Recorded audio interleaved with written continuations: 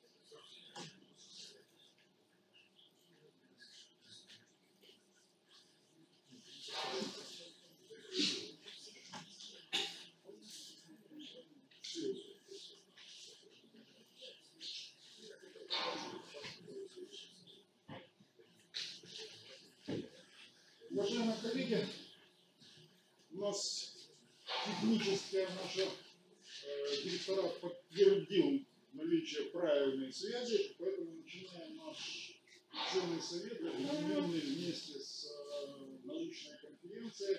И с вашего позволения, повестка дня сегодня состоит, по сути дела, из двух пунктов. Первый пункт – это краткий анонс нашего ученого совета и проводимого совместно с конференцией. Ученый совет сегодня посвящен 101-й годовщине со дня рождения Георгия Ильича, великого советского ученого, создателя нашего института, академика-секретаря отделения физико-технических проблем энергетики и человека, которому мы многим обязаны, не только мы. Сейчас я хочу сказать, что во всем мире достаточно серьезно и активно используется предложенный им аппарат дифференциальных преобразований. Если в Гугле набрать дифференциальное преобразование,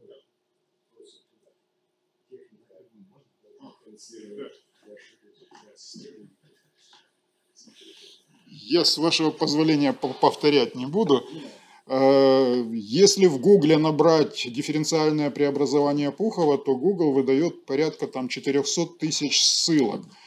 При этом сейчас ведущую роль в продвижении этого математического аппарата в мир прикладывают китайские ученые. И был период достаточно такого жаркого спора о приоритете в авторстве над этим математическим аппаратом. Ну и в последние несколько лет уже достигнут консенсус. И этот консенсус состоит в том, что да, весь мир признает Георгия Евгеньевича Пухова в качестве автора этого математического аппарата. И весь мир отдает должное китайским ученым как менеджерам, которые продвинули этот математический аппарат в мир и дали возможность всему миру познакомиться с этим аппаратом и с ним сейчас работать. Я думаю, что мы, начиная с прошлого нашего года, сделаем теперь каждый год традиционным праздник в честь годовщины Георгия Евгеньевича. Сегодня вот тоже такая красивая дата, да, битовая такая, 101. Интересная получилась. Ну, я думаю, что 102 тоже будет красивая дата, ну и так далее. И, уважаемые коллеги, я хочу представить повестку дня сегодняшнего нашего ученого совета. Она, по сути дела, из 3 пунктов состоит.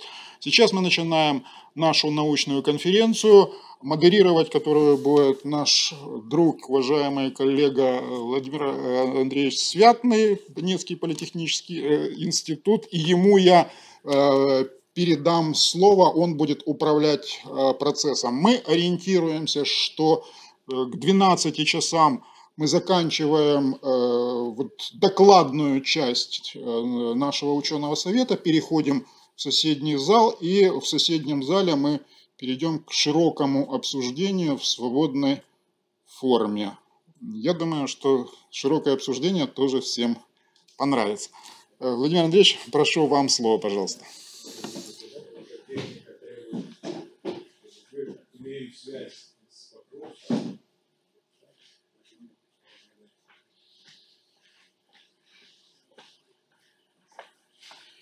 Так, уважаемые коллеги, естественно, что наш Донецкий национальный технический университет всегда с большим уважением относился к Георгию Евгеньевичу Пухову. Мы много лет дружим институтами, отделами, кафедрами, есть совместные аспиранты, членство в советах и так далее. У Георгия Евгеньевича есть самые разные интересные воспоминания. У меня лично тоже, но я их, наверное, опубликую там после 12 часов. Каждый там может что-то сказать.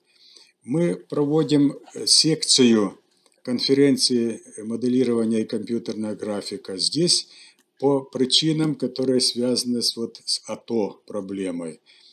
Немецкие службы безопасности ограничивают поездки профессоров в эту зону. И поэтому мы решили секцию High Performance Computing и параллельная симуляционная техника провести здесь в стенах ИПМ. Наши гости сегодня, к сожалению, 2 профессора, которых мы планировали, приболели, не смогли приехать из Гамбурга и Штутгарта, профессор Гайнрих и профессор Реш. Сегодня присутствует профессор Штефан Веснер, директор коммуникационно-информационного центра университета Ульм, и профессор Михаил Мангольд из технической высшей школы города Бинген. Он раньше работал в Макс-Планк-институте. Мы вот с этими профессорами много лет сотрудничаем. У нас третий доклад представлен от Штутгарта. Тоже его будет делать наш аспирант Александр Щербаков, который там находится на научной стажировке.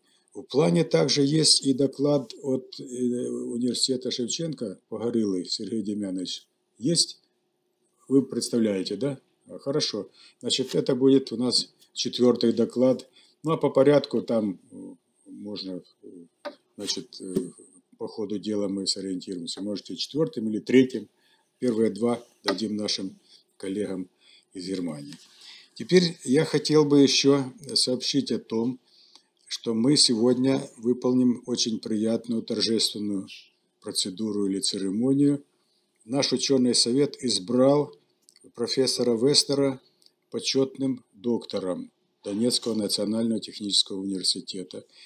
Он имеет базовое образование в области информационных технологий. Вот, работал научным сотрудником в Штутгартском университете, стал заместителем директора вычислительного центра профессора Реша и с 2012 года получил должность профессора по конкурсу, как принято в Германии, в университете Ульм, возглавляет коммуникационно-информационный центр. Он же руководит и информационной сетью земли Баден-Вюртемберг, которая, это Швабия, иногда у нас известна как Швабы, в отличие от баварцев.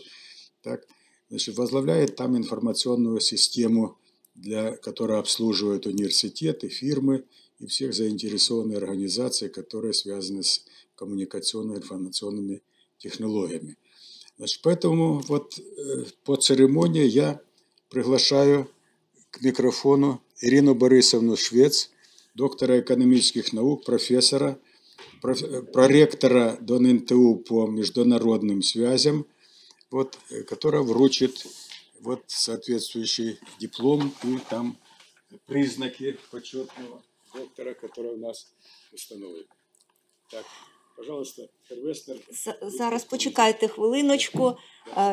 Доброго дня, шановний пане директор інституту, шановні члени ради, гості, шановні присутні. Дозвольте подякувати вам за надану можливість провести почесну процедуру присвоєння почесного доктора Донецького національного технічного університету в стінах вашого закладу. Дуже дякую вам від імені нашого ректора Ляшка Ярослава Олександровича.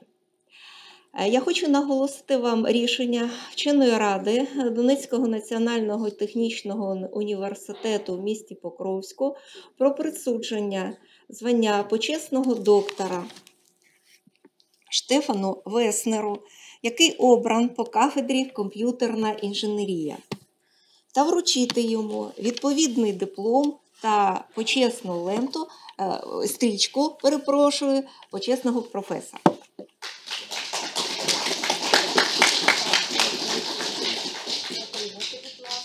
Це диплом. Я вас поздравляю. Це, мабуть, треба сюди підійти, щоб бачили у Покровську. Ось сюди. Так. Так, бачите там? О, хорошо. Так, тепер це.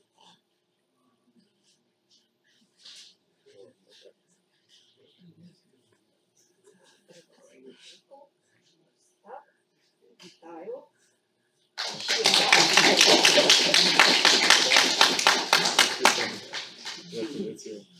Дякую всім. Так. Ну и мы непосредственно переходим к программе. Я предоставляю профессору Веснеру слово для доклада. Так, он будет говорить по-английски.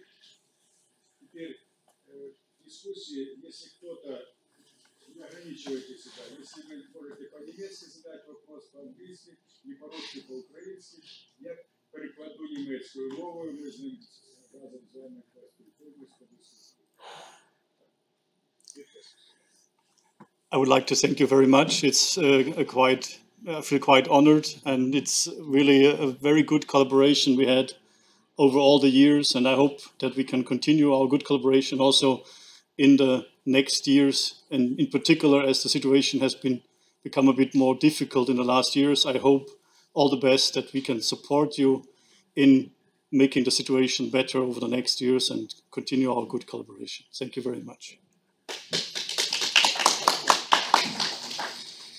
I have two parts in my talk because my colleague Michael Resch could not join us today. So I have first a part of the talk where I give you an overview about the infrastructure for simulation in Baden-Württemberg.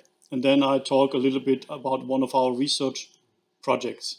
And please excuse that I have to give my talk in English because I have more or less no skills in talking in Ukrainian.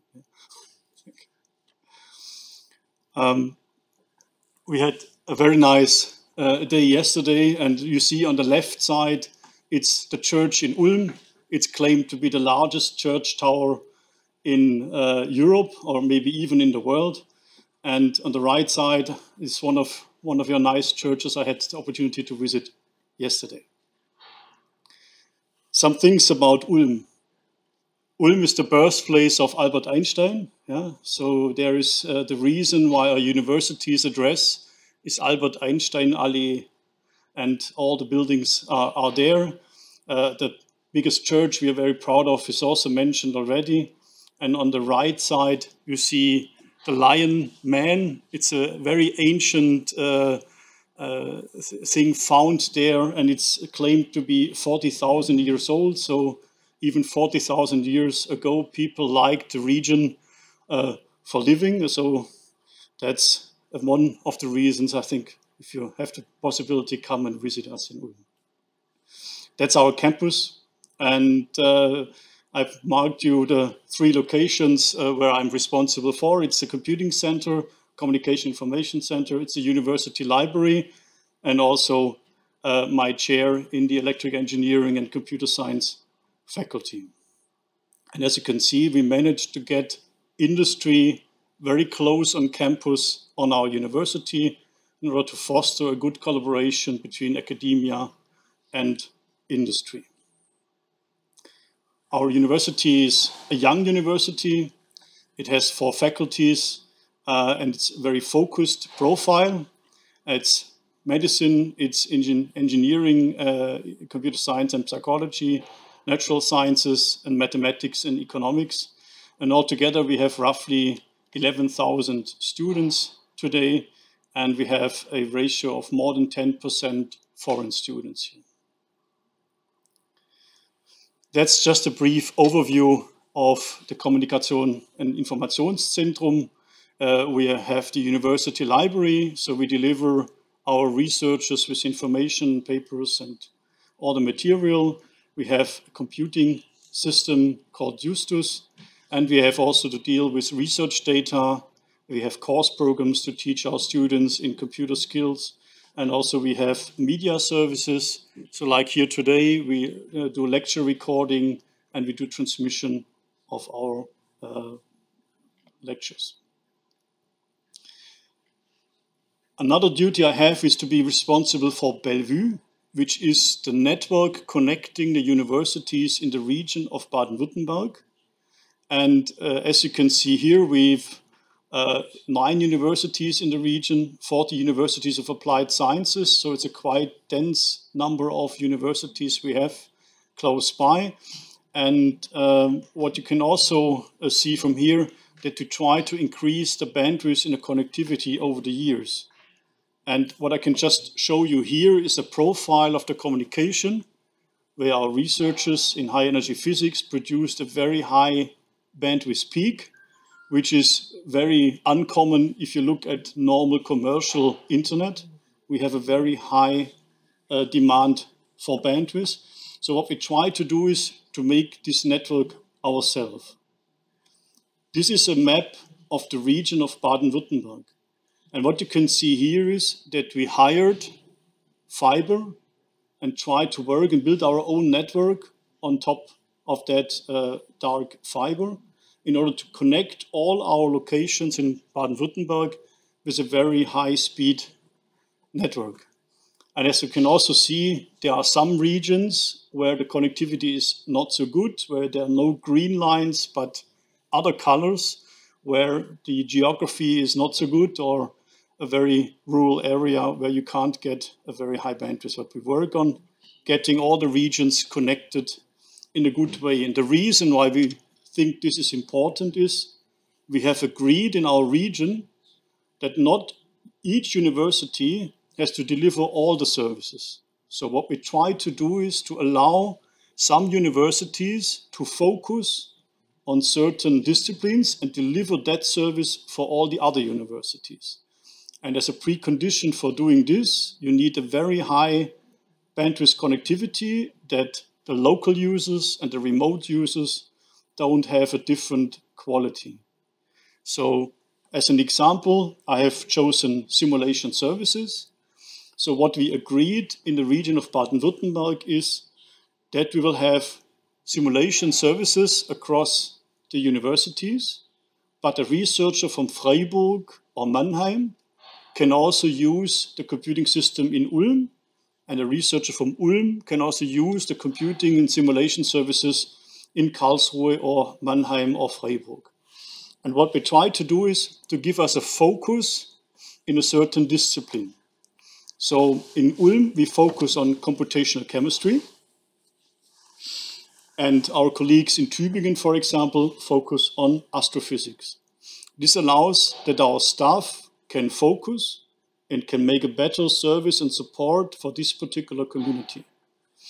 And following this strategy, we have built over the years different systems in the different locations, and they are open to all the researchers. So the access is just based on the quality of the scientific program and not from which university you are coming. So they are free to all of them within the region.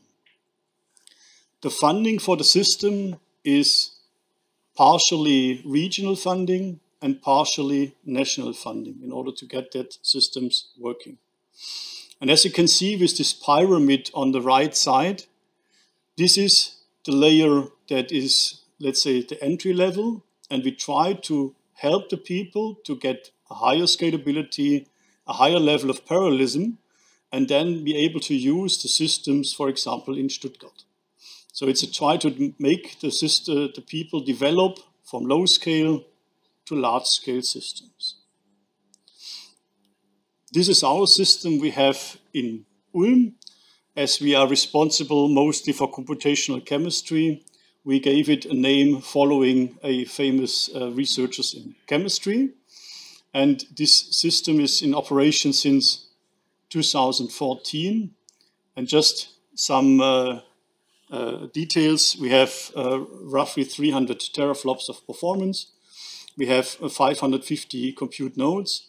But what is actually very interesting is we have a very large memory per node because people from chemistry need large memory, whereas people from computational fluid dynamics need only low memory. So we could focus on this customer base.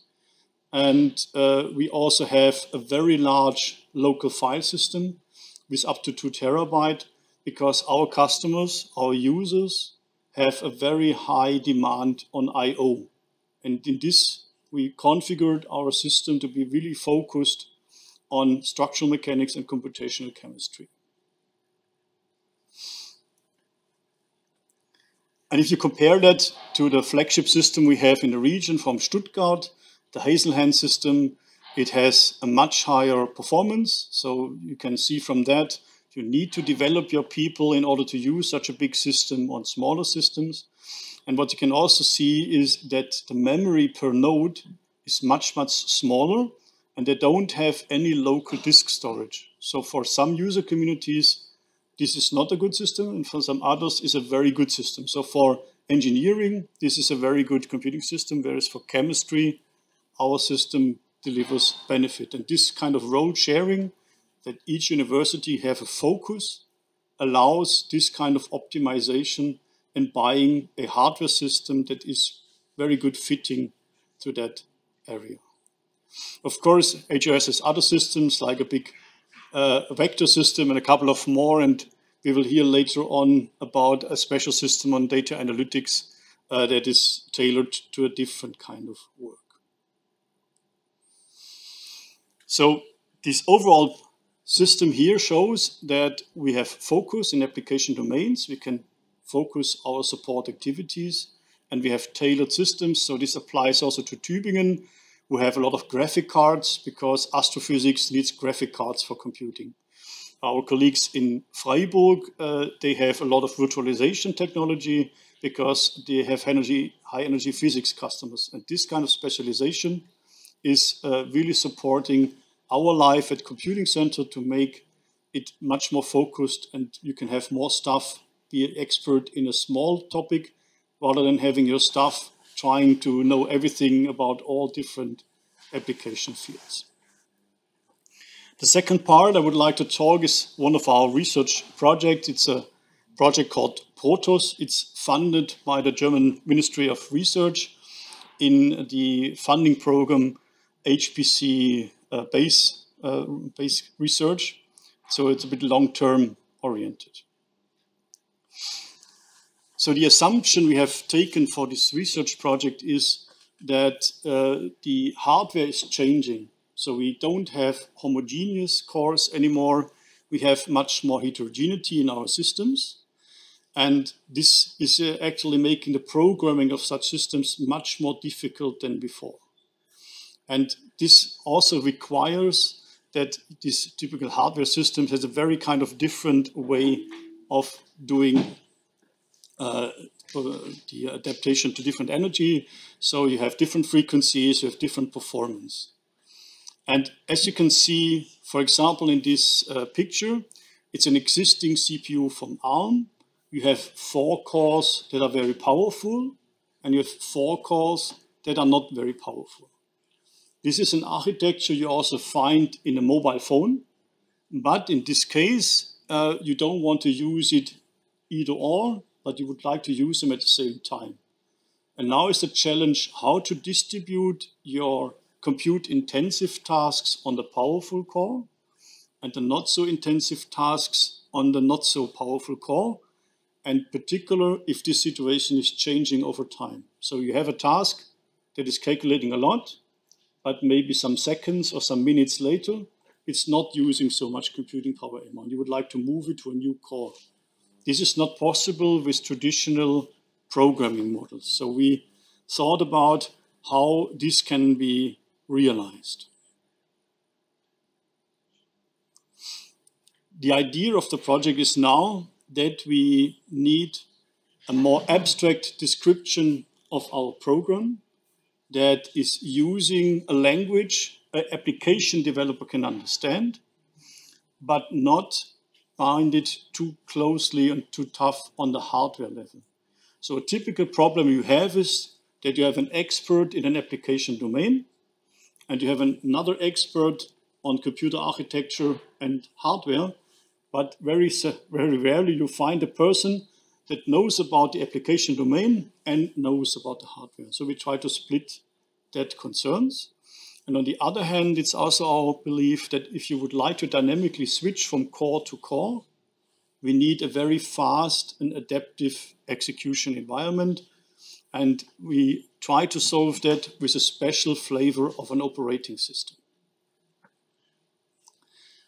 This is a more detailed view on the picture I just shown. So what we try to do is that you take the application, you take some functions in the application, and then you try to determine dependencies, data dependencies, functional dependencies, and then you map these functions to specific implementations on particular hardware, and then try to find the function in your operating system that are needed to perform this program. I have an example later on how this is going to work. So what we try to do is we have this function and we describe it in a so-called domain-specific language. If you know MATLAB, MATLAB is a domain-specific language for engineers. Yeah? You can express your problem in mathematical terms, equation systems, and then you can make MATLAB to run it on your system. And the idea is to make, for different application domains, different domain-specific languages.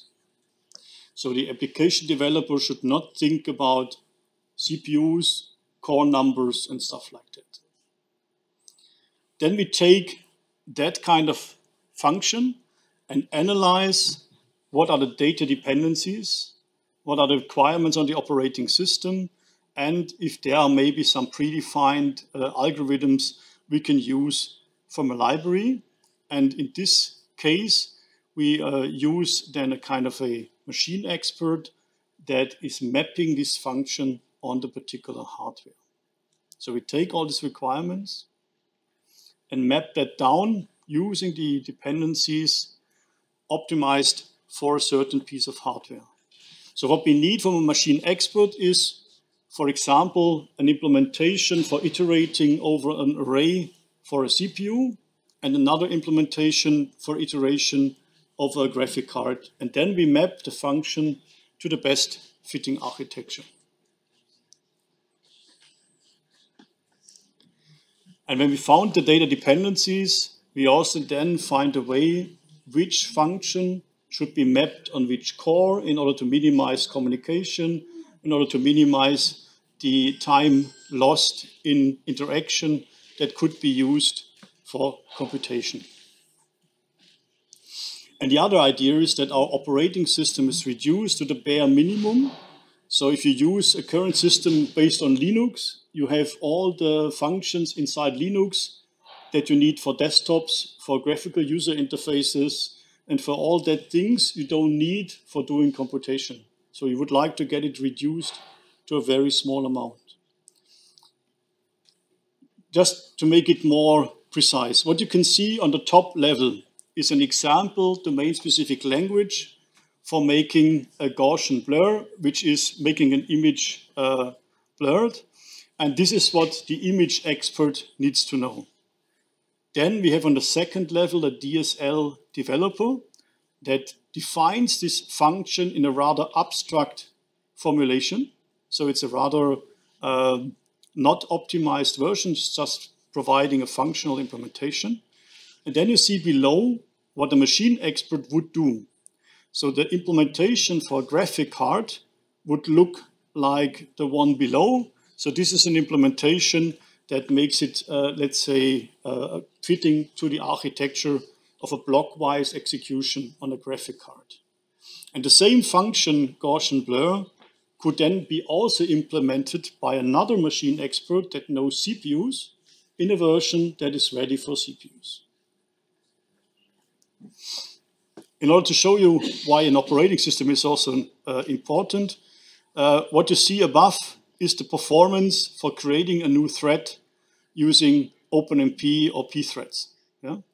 And what you can see here is how our bare-bone operating system, how much time it's needed to create a thread. And well, in the middle one, this was the intermediate version where we had a kind of a memory leak. We actually had demonstrated that you have to program very carefully. But what you can see here is a factor of 25 between thread creation with our operating system and the standard thread creation. With this reduction of time, this dynamic allocation becomes possible.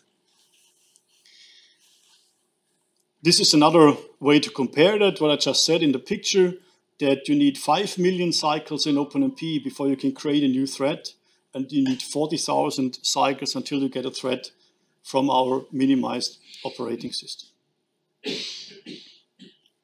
Where we are in this project, it's 8 months duration. We refined our architecture and finished our requirements analysis.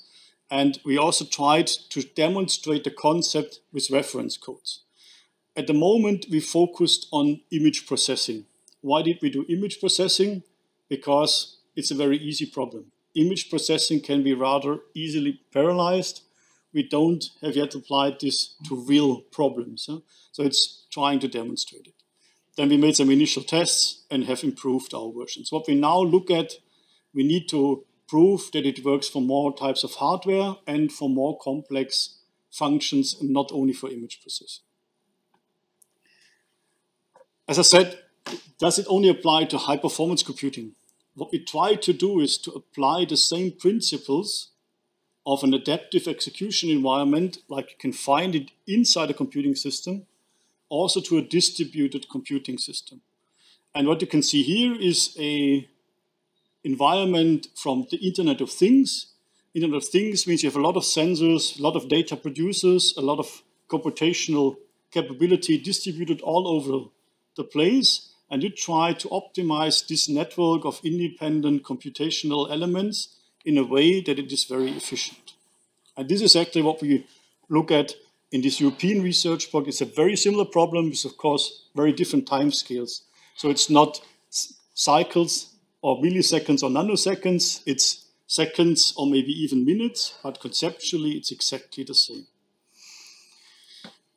And also here, what we try to do is to make a kind of an analysis. So we try to apply our optimization models, try to learn from them, optimize our models, and feed them back to our system. So what we can see here is that very similar to a computing system, in a distributed environment, you can apply the same principles as you can do in parallel simulation.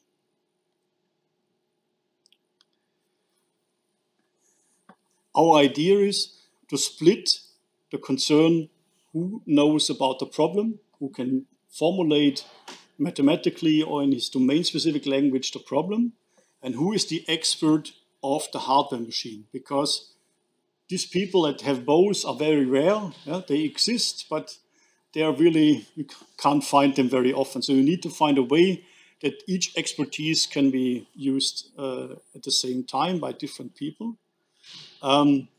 We have a complex tool chain. We have evaluated it so far with a rather simple problem, and we need to do that with a more complex setting.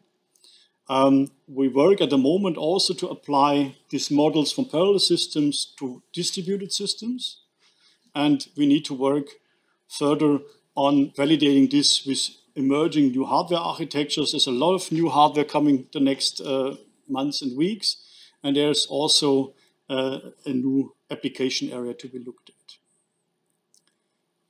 Before I say thank you and ask you for questions, let me just say once more, many thanks for the extraordinary hospitality I could have the last 2 days and over the years. Yeah, and as I see we messed up the flags. Yeah? So what you can see with the boxes here is the Ukrainian and the German flag. Yeah? So it didn't work. Yeah? Thank you very much, and thanks for listening, and I'm looking forward to any questions you might have. Thank you very much.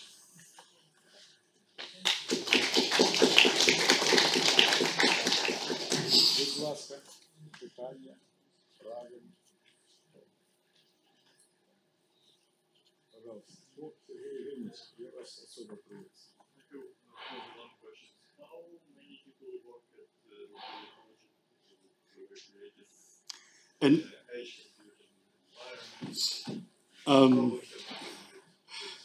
in Protos, we are 6 partners, and each partner has 1 funded person and brings in half or 1 person funded by the state. So the Protos project is 12 people working on that one.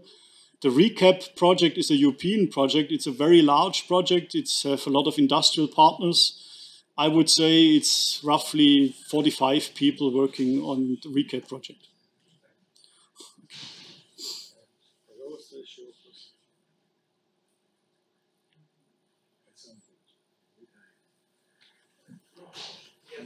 На русском спрошу, чтобы такое было понятно.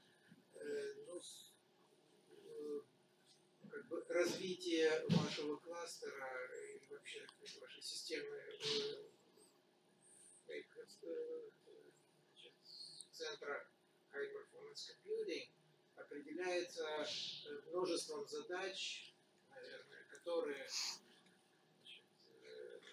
вам необходимо решать.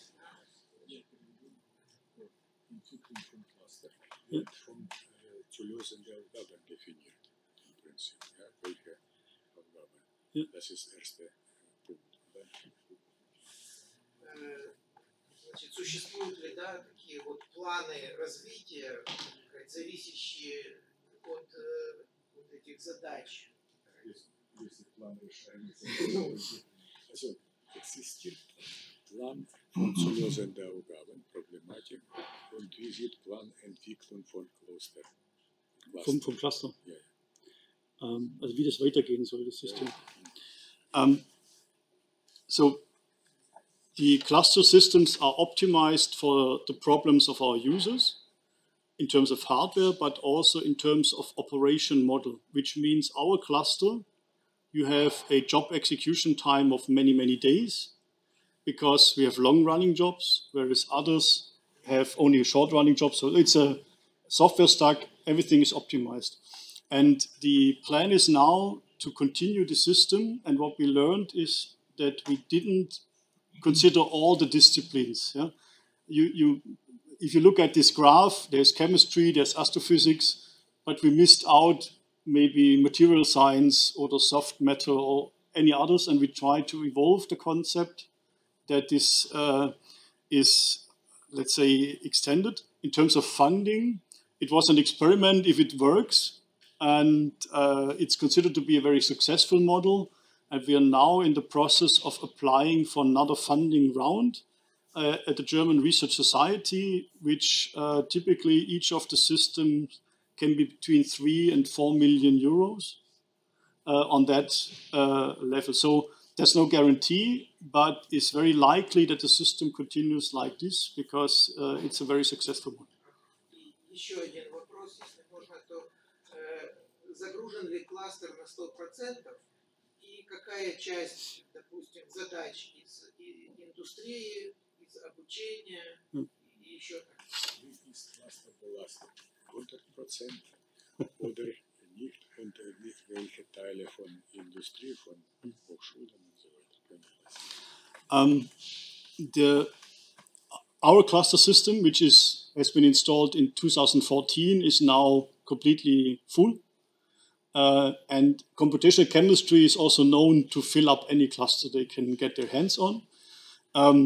There are other cluster systems that are more recent where they are at 60% capacity at the moment. It's always a problem that you would like to grow your system over the years, but the funding models say, now you have money, build a big system, and then you fill it up over the years. In terms of industry, it depends on the funding. If it's funded by the German Research Society, it's a 100% academic system because the German Research Society only funds research. If there are other funding sources, then there is a fraction of industry.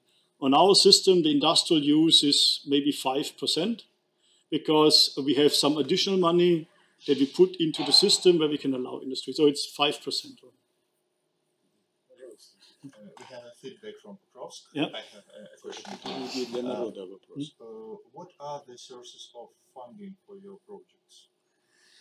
The Protos project is funded by the German Ministry of Research, and the RECAP project is funded by Horizon 2020 by the European Commission. And the hardware infrastructure is funded 50% by the regional government and 50% by the German Research Society. Yeah.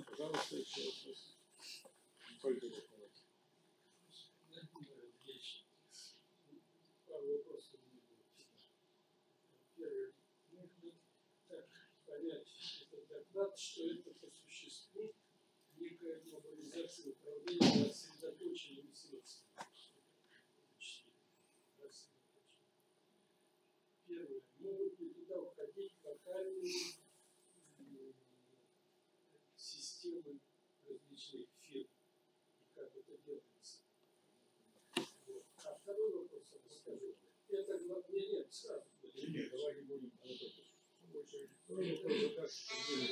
Оперативной памяти поменьше информации. Also, Vortrag haben wir so verstanden, eine System, ein verteiltes System. Gibt es Möglichkeit, dass bei diesen Systemen einige lokale Systeme von Firmen, von Universitäten auch eingebunden würden? Und wie das sieht aus zurzeit? Bei den Rechnern? Es ist okay. побудовчих візуалізацій. Okay. Diese Systeme in Baden-Württemberg werden so gelöst, dass es ein föderiertes Identitätsmanagement gibt. Das heißt, ein Benutzeraccount in Ulm kann auch, erlaubt auch den Zugang in Freiburg. Also das läuft so, dass ich als Ulmer Benutzer versuche ich mich einzuloggen in Freiburg und der Freiburger Server fragt dann in Ulm nach, ob diese Person berechtigt ist und gibt dann Zugang. Das läuft völlig automatisch. Also das heißt, die Universitäten haben sich auf... Personen und können auch Firmen zum Beispiel, Namen von Firmen. Firmen ist immer Einzelfall. Ja? Also Forscher ist völlig frei, ganz einfach und auch eben durch den typischen Zugang, also die E-Mail-Adresse, Account wird verwendet, Firmen ist kompliziert. Организована система таким образом, что специалисты из земли Баден-Вюртемберг, допустим, из Мангайма, вот названных городов, да, могут заявиться, получить там соответствующий паспорт, доступ и работать. Фирмы, как юридические лица, они говорят, это отдельные, так скажем, случаи, а система рассчитана на конкретных исследователей, которые занимаются параллельным моделированием, например, параллельным решением. Ему нужен ресурс, он обращается и все.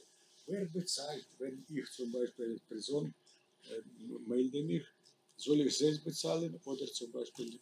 Innerhalb Baden-Württembergs ist das kostenfrei. Also was man tun muss, man muss eine kurze Beschreibung des wissenschaftlichen Vorhabens haben.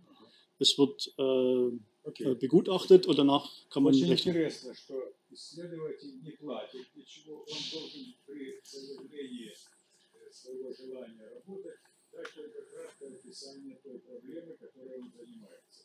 Все это идет за счет средств земли Баден-Вюртемберга. Более понятно. Значит, область приложения этого подхода — это все-таки исследовательские и проектные работы, но и управление производством. Управление производством в смысле как ОСОТП? Да. Если это земля региона. Ну так ОСОТП это другая область. Конечно, там система управления работает, фирмы себе строят. Это я могу сказать точно. Тогда второй вопрос все-таки остается. Повышение доступа ко всем этим средствам, в принципе, улучшает решение задачи управления всеми процессами, и улучшает, должно улучшить информационную защиту и в частности защиту от кибернетики. Все более доступно становится. Предусмотрены ли какие-то средства на это? Актуальнейший вопрос. Je freiwilliger Zugang wäre, desto besser Sicherheitsproblematik sieht aus. Wie man so von verschiedenen Cyber missbrauchen, wie sieht dieses System, also Schutzsystem? Es ist so, dass der Zugang erstmal nur für also wissenschaftliche Mitarbeiter erlaubt ist und natürlich unter dem Zugang, wenn ich jetzt sagen, unter meinem Namen mich in Karlsruhe einlogge und dort Blödsinn mache, ist das ja auf meine Person zurückverfolgbar. Ja, also das heißt, das ist schon klar, welche Person auf welchem Rechner was getan hat. Und für Studenten ist der Zugang auch möglich, aber da muss dann ein Betreuer der Masterarbeit oder für Doktoranden, muss es halt explizit der Betreuer verantworten. Так, значит, научный сотрудник заявляет, дает свои данные. Вот администратору системы известно, в системе администрирования известно, кто работает, чем занимается и так далее. Студенты имеют право доступа, но при соответствующем там, рекомендации руководителя, например, дипломного проекта, там, магистерской работы, или научные аспиранты сами уже. То есть система предусматривает личную ответственность прежде всего того, кто заявляет. Das ist klar. Aber wenn jemanden Fremde versucht, Missbrauch. Ja, also gut, die Systeme sind alle mit Firewalls geschützt. Es gibt auch eine ganze Reihe von, ich sag mal, Schutzmaßnahmen, die versuchen, also merkwürdige Arten von Zugang, mit jemand ständig versucht, sich mit verschiedenen Passwörtern einzuloggen oder so etwas. Das ist gemacht, das System basiert auf Shibboleth, so heißt das heißt, man loggt sich nicht ein mit Benutzernamen und Passwort, sondern es ist eine verschlüsselte Kommunikation. Aber die Administratoren aller Rechenzentren arbeiten zusammen, um gemeinsam Schutzmaßnahmen zu machen.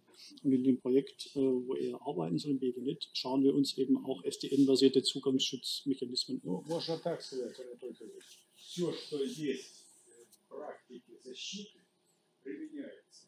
Все администраторы защитных центров локальных университетов работают совместно и выявляют случаи, когда может, например, кто-то, если злоумышленник начнет пытаться проникнуть в систему, то они его вылавливают. Вот так скажем. А названия конкретных программных продуктов есть, может потом назовем. То есть система защиты работает. Я вам скажу так, что мы, начиная с 1992 года, из Донецка имеем доступ к защитному центру Шубинского университета. Но последние 5 лет существенно усилились вопросы, связанные с контролем доступа, защиты. Мы из этого зала однажды решали задачу из этой комнаты, наш аспирант обратился туда, пропустил задачу, показал результат. Тогда это было значительно проще. Но тоже было свой подсвод, там на меня оформляли подсвод соответствующий, продавали там подписку и так далее. То есть очень это работает. Ну что, можно считать, что этот подход не что иное, развитие того направления, которое 20 лет закончено, по дистанционному использованию разных ресурсов. Серверная система, в данном случае сервер может рассматриваться в качестве сервера параллельная защитная система и решайте соответствующие проблемы, как мы обсуждали в прошлый четверг на защите докторской диссертации. Там масса таких интересных вопросов, которые решаются здесь практически. Это охватывается отдельным делом, а вы из одной страны в другую. Нет проблем. Или здесь нет ограничений? Нет, дело в том, что оформляется соответствующий формулярчик, профессор Святный занимается тем-то, тем-то, я подписывал профессора Термеля, это институт параллельных вычислительных систем, и мы через его сервер входили в вычислительный центр что-то. Решали, наши аспиранты, которые здесь докладывали диссертации, все прошли через эксперименты в таком теледоступе параллельной вычислительной системы. Спасибо. Пожалуйста. Какие еще есть вопросы? Скажите, пожалуйста, вот, насколько я понял, правная часть очень тонко подстраивается под конкретные задачи и скрупулезно подбирается компьютер.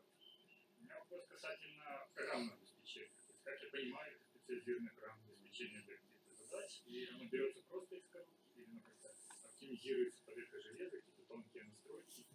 То есть, Also verstanden, dass für jede Aufgabe wird Hardware gewählt und also justiziert kann man genau zu diesem Problem, diese Hardware-Architektur zum Beispiel. Ja? Und wie sieht dabei Software? Ob das ist universelle Software oder gibt es problemorientierte oder also aufgabenorientierte? The specialization of the hardware comes with special configuration, special storage systems, special CPUs, but also a dedicated software stack. So in our computational chemistry system, we have all the standard codes our people use, commercial codes and open source codes, and my staff is optimizing the codes like VASP on our system architecture that the researcher don't need to compile the software. The people that build their own software and use compilers, that's generic. It's the same compiler everywhere. What we try to do is to use the same queuing system, the same system of the names of the folders, and that a user that knows one system and knows where to find the Intel compiler it's exactly the same location on another system. And it's also that my staff is supporting software and administration software on the clusters of the colleagues. And so if there's a chemistry package needed, for example, in the life sciences system in Heidelberg, my staff is also doing that. And other people from Karlsruhe, for example, make the software on our system. So there's a specialized software stack. But if there are common software, it's all the same version on all the systems. Okay? Пожалуйста, еще.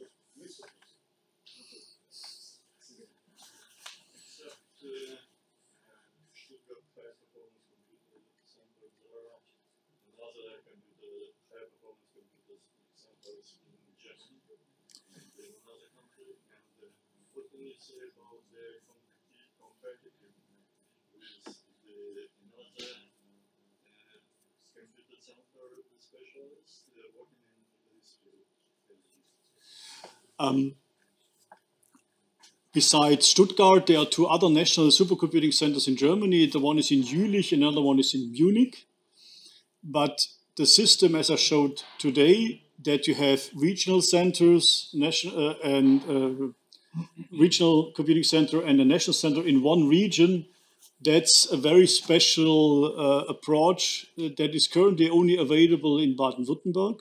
So this kind of idea that you help the people to develop from the local system to a regional system to a national system, that's actually quite unique. And other regions in Germany try to emulate and copy us on this. So, so far, no. I think we are quite in a good position on this. Does it mean that you have not any competition with another software? Or cooperate with I mean, our users are only allowed from the region, so we, by definition, don't compete with the Hanover or Northern Westphalia. But I mean, you always look what your colleagues are doing, right? So there is a kind of a competition. Есть еще вопросы? Значит, мы можем продолжить такие вот локальные вопросы там после 12. Vielen Dank. Thank you. Yeah.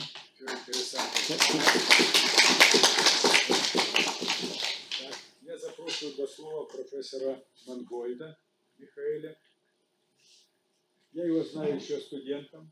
Он студент нашего почетного доктора профессора Виллиса, защищал диссертацию в Штутгарте, потом они перешли вместе в Макс-Планк-институт. Вот, занимаются он в основном вопросами, ну, он доложит вопросы моделирования биотехнологических процессов. Они кооперируются с Магдебургским университетом, Макс-Планк-институт. Но Михаэль получил ставку профессора в городе Бинген, это на берегу Рейна, высшая техническая школа Бингена. Он там заведует кафедрой вот этого соответствующего направления. So, thank you very much for the kind introduction, for the invitation, and for the great hospitality I received here over the last days. So, I'm from the University of Applied Sciences in Bingen, and before coming to the scientific part of my presentation, I want to say a few words about my affiliation. So, Bingen is a very small town in the Rhine Valley, not far away from Frankfurt. It is a very scenic, very touristic area with a lot of vineyards, a lot of castles. So the most important site of Bingen you see in the lower left corner of the slide. This is the so-called Meis Tower, a medieval tall tower in the middle of the Rhine. So our University of Applied Sciences was founded in 1897 as an engineering school originally. It has currently about 2,600 students. It has 2 departments. One department is active in life sciences, chemical engineering, biotechnology, and also agricultural sciences. I'm in the second department that deals with mechanical engineering, electrical engineering, computer sciences, and also economics. So our university has 2 locations. It has a modern campus you see on the right-hand side of the slide, and it has an original seminar building on the left-hand side. The most interesting thing about this seminar building is it has under the roof a cafeteria with a spectacular view over the Rhine Valley, and this is the motivation for the slogan of our university. So this German slogan may mean studying with prospects, but it may also mean studying with a nice view, which relates to this cafeteria here. Okay, so far to Bingen. Now let's come to the topic of my presentation.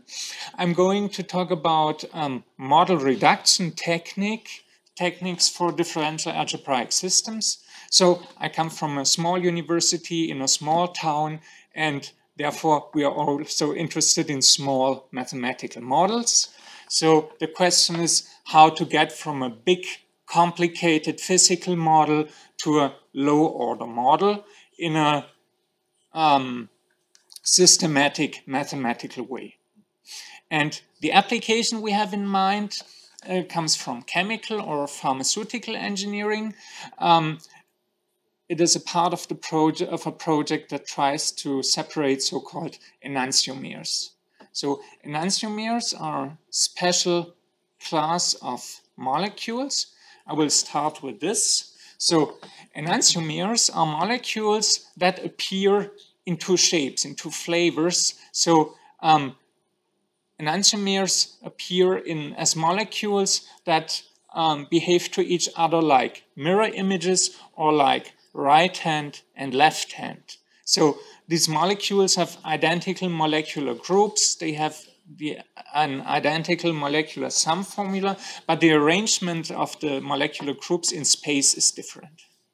And this is very important for the pharmaceutical and for the food industry, because enantiomers and counter-enantiomers have completely different effects on biological organisms, especially on the human body. For example, these enantiomers may have a completely different taste. So there are enantiomers where one enantiomer tastes like peppermint and the other enantiomer tastes like garlic. So it is important to separate them if you are in this food industry. A more serious example comes from pharmaceuticals, where one enantiomer may be used as a drug, has a healing effect, and the other enantiomer may have no effect at all, or may even be toxic. So there is a strong motivation to separate these enantiomers. The problem is that if you synthesize them, you usually get a 50-50% mixture of both types. And you have to think about some technique to separate them. And this is quite hard because enantiomer and counter-enantiomer have identical physical properties. So same boiling point, same density, and so on. And they have in many respects also identical chemical properties.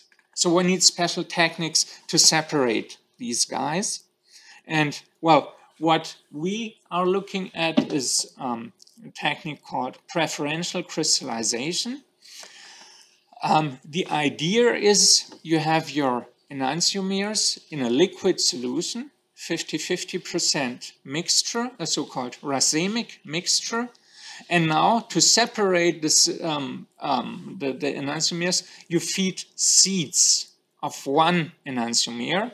So they are shown here in red. So you seed small, pure crystals of one enantiomer. And then you lower the temperature in your tank or in your system such that these crystals start to grow. You have to adjust the temperature rather carefully to make sure that the crystals only grow and no new crystals can form. And if you do that, then you get larger crystals of the desired enantiomer in the crystalline phase. So it means you get a pure solid phase.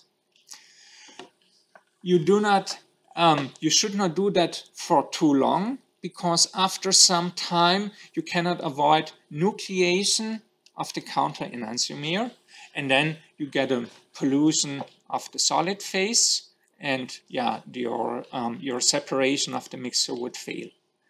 Therefore, if you do the separation as is shown here, you have to stop the process in time. So what you see here on this slide is a discontinuous process, is a so-called batch process, which is not so desirable for industrial applications. For industrial applications, you would prefer continuous process, and this is what we're looking at in a joint project founded by the German National Science Foundations. We are partners from, two partners from Magdeburg, from Max Planck Institute and the university, and my group in Bingen.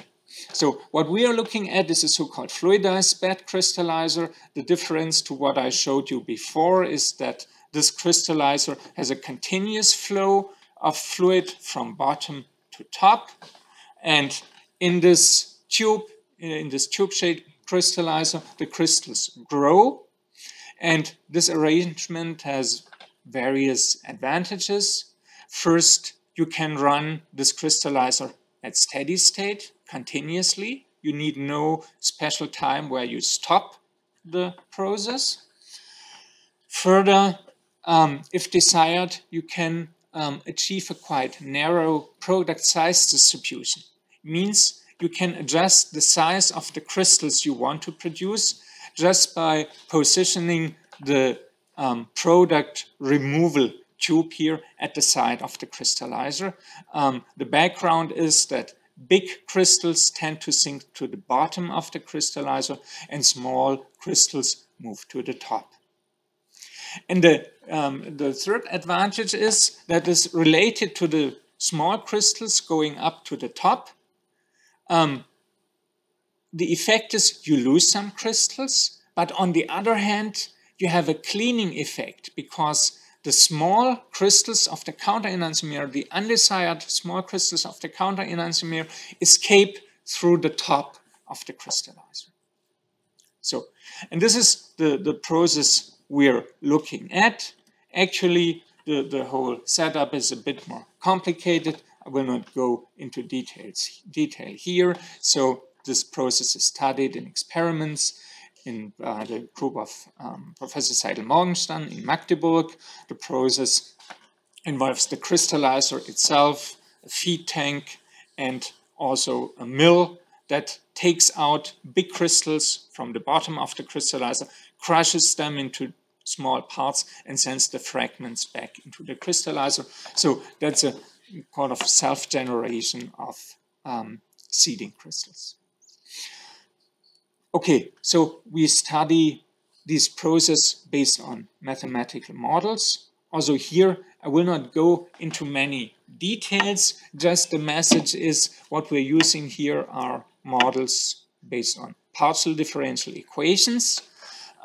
Some special thing about this model is that they are not only distributed in space, like many other systems. So in this equation, you see here, x would be the space coordinate, for example, the length coordinate of the crystallizer.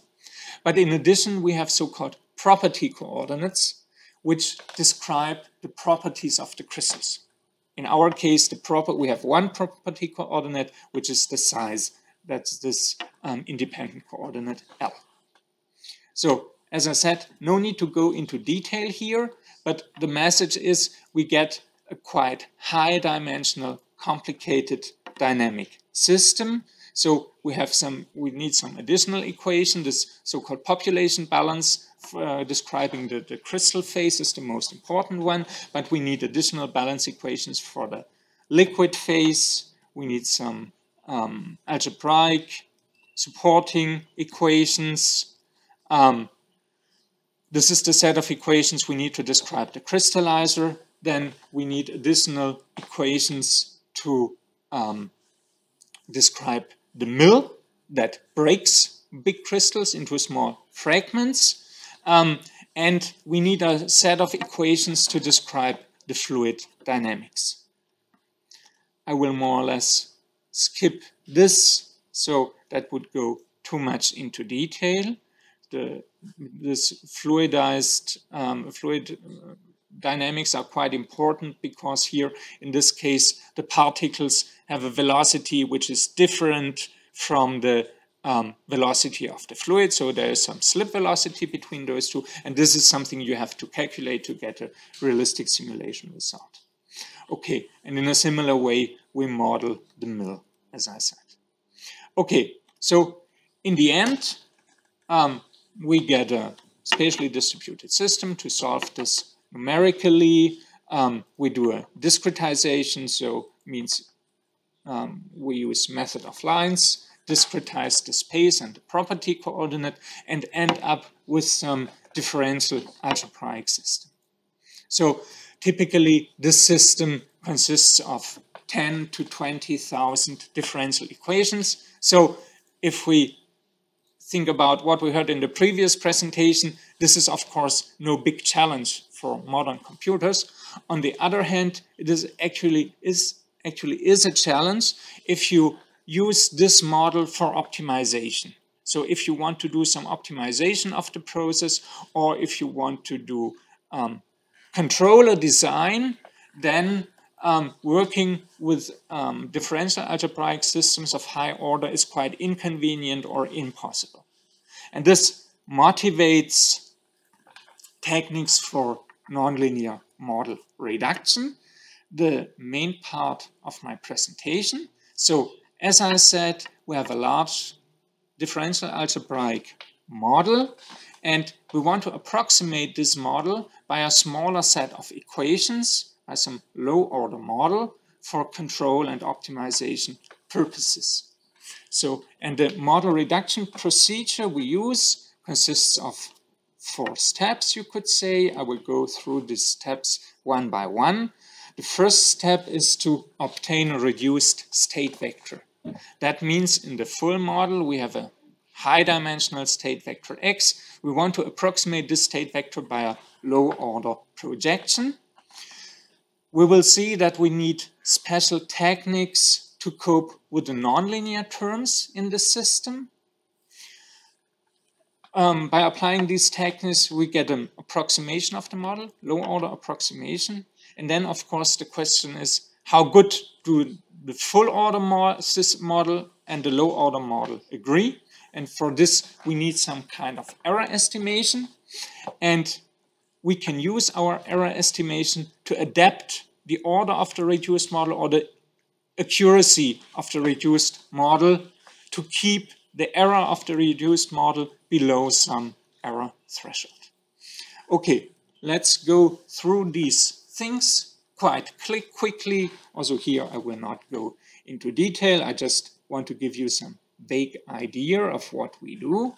So the first idea is we look for a projection matrix, V, I call it on the slide, such that there is a connection between a high-order state vector x and a low-order state vector z.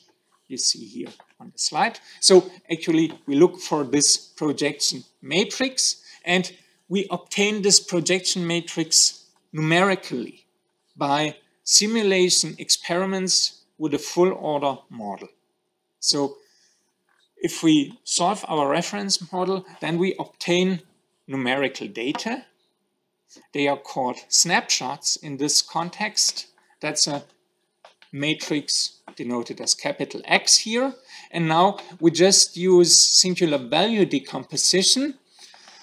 And from this singular value decomposition, we get our desired projection matrix. The columns of this matrix correspond to the order of the reduced model. So means the less columns we have, the smaller is the reduced model. So we want to keep the number of columns, R, it is denoted here, as small as possible. And there is some technique to assess or to estimate how many columns we need to approximate our states. Okay, in the end, by projection, by linear projection, we get a reduced model, but in this reduced model, we still have a nonlinear term, which is quite expensive to evaluate. The problem with this nonlinear term, it is shown in red here, is that you have to expand your reduced state vector to a full length vector. Then you have to evaluate the full nonlinearity, and then you have to project this long nonlinear vector back to the low order system. And this is possible, but it is computationally very expensive. And so the resulting reduced model, as is shown here, is has a lower order, but it's not faster to solve than the original model. And here we use another technique called discrete empirical interpolation method. Also here, just the first idea. So here we also approximate the nonlinearity by basis functions. So we also have a projection that approximates our nonlinearity. And as a consequence, we do not have to evaluate the long nonlinear vector, but only a few components of this vector. So, and in the end, we get a low order reduced model, which is quite fast and easy to solve. We will see in an example at the end. And well, as I said before, now the question is how accurate is this reduced model? That's also always a key problem when using reduced model. How reliable is your reduced model? In what parameter region is it possible to use this reduced model? And for this, we use an output error estimation my colleague Li Hongfeng in Magdeburg developed. And this output error estimation gives you an upper bound for the error of your reduced model. That's one thing. And on the other thing, it tells you where the error comes from. Does it come from the approximation of the state vector or from the approximation of the nonlinearity? And you can assess that from this error estimation. And this is quite nice because now you have two possibilities to adjust your reduced model. So if you see that the approximation of the state vector, the approximation of x, is not accurate enough, then you can just increase the order of the approximated reduced state vector. On the other hand, if you see your nonlinearity is not approximated well enough, then you just increase the basis functions for the nonlinearity. So, and this technique works quite well. Here we see some simulation experiment and application to our crystallization process. Here, if you give different error threshold for the reduced model, then you end up with different orders, different sizes of the reduced system. Okay, so this is a nice mathematical concept. It works quite well. The big advantage is it is applicable to a large class of systems, to a large class of models from chemical engineering, mechanical engineering. It does not require special properties of your reference model, which is a big advantage compared to other model reduction techniques. So, and another advantage is you can automatize this approach to a large extent, meaning a user who is not familiar with the details of this technique is still able to apply it to his system. And to do this, we have developed a tool, a computer tool, that actually does this whole process more or less automatically. And this tool has been implemented in an environment called Promot and Diana. PROMOD stands for Process Modeling Tool. It is a symbolic tool that allows you to formulate a model from engineering in a symbolic, object-oriented modeling language, and then automatically translates this symbolic code to simulation code for different simulators, so for different numerical tools. And one tool we use, and that has also been developed in Magdeburg, is called DIANA. DIANA stands for Dynamic Simulation and Numerical Analysis. And I just mentioned these tools, but, well, they have been developed in Magdeburg, but actually they are more an Ukrainian project, because most of the programming work was done by Ukrainian students, interns who spent some time at the MPI Magdeburg within a framework called Pro3 and contributed to this. And I think here I have a list of names who contributed, which is probably not quite complete. So there are even more students who worked on the system. And here in boldface, you see the name of Dmitry Klopov, who is the PhD student who developed the model reduction tool and implemented it in this environment. Well, so what he used was this modeling tool, PROMOD. He extended this tool. He used the simulator DIANA to get his snapshots, the reference simulations. And then he also needed toolboxes for linear algebra. Here he used this GNU Octave system. And finally, he also needed symbolic manipulation. He did this with Maxima.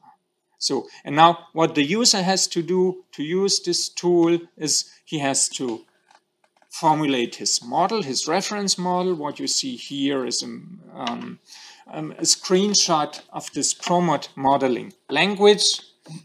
Does not look so nice at first glance, but when you get used to it, it's really easy and convenient to use. So this is what the user has to do. He has to implement his full order model.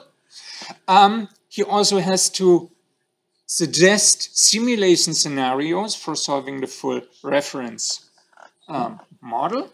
So to get the snapshots. And this is done in, the snapshots are obtained in DIANA. And from this point, the model reduction goes on automatically. So the symbolic manipulation and generation of numerical basis functions is done automatically by this tool. And in the end, you get a reduced model also implemented in symbolic form. So, and this works quite nicely. So we applied it to this fluidized bed crystallizer. What you see here is the, this works here. Okay. Does it run? No.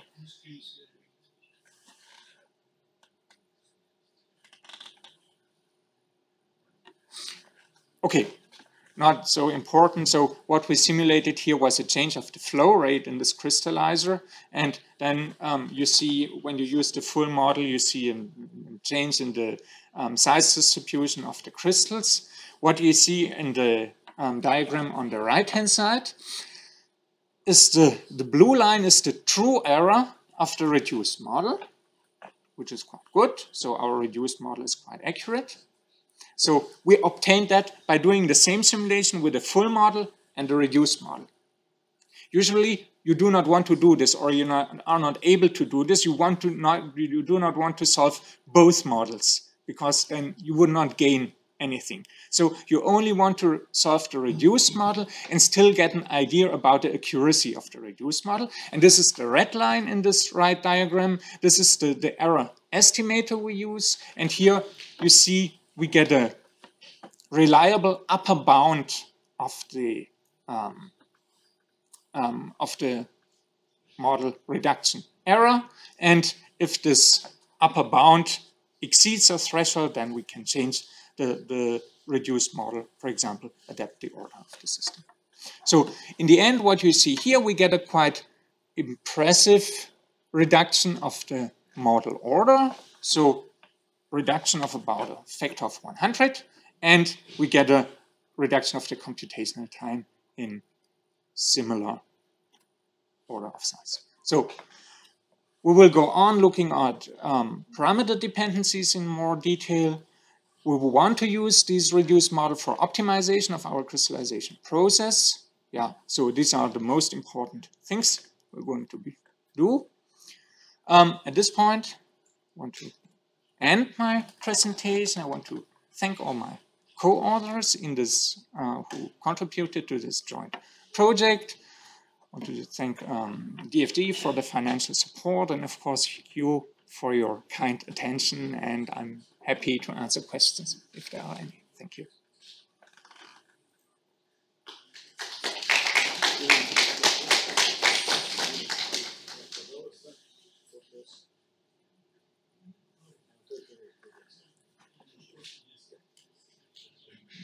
Процесс кристаллизации исследуется, моделируется, как происходит профессиональное производство, управление процессом кристаллизации. Вопрос, если посмотреть их модели, какая из этих моделей базовая получена на основе закономерности, например, кинетической теории химических процессов. Где она есть, где? Потому что о том, что все указаны уравнения обыкновенные. А исходная модель должна быть уравнением частных производных. И потом еще один вопрос. Zeigen Sie bitte Basismodell für Prozesse, zum Beispiel Kristallisation mit partiellen Differentialgleichungen. Existieren solche Modelle und auf welche Gesetze würde sie entwickeln? Yeah, so maybe I repeat this question. It was about the model and the physical background of our model. Now I go back to one of my first transparencies where you see here. So this is the physical model of the process. It is actually based on mass balances.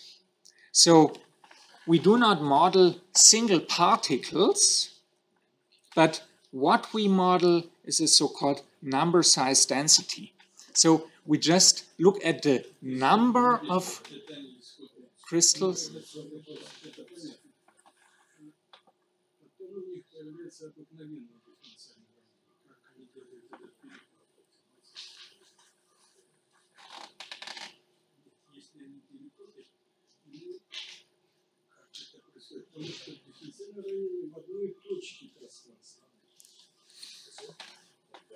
Transformieren Sie partielle Differentialgleichungsmodelle in Modelle mit gewöhnlichen Differentialgleichungen. Wie sieht diese Transformation aus? Okay. Und welche Genauigkeitsprobleme entstehen?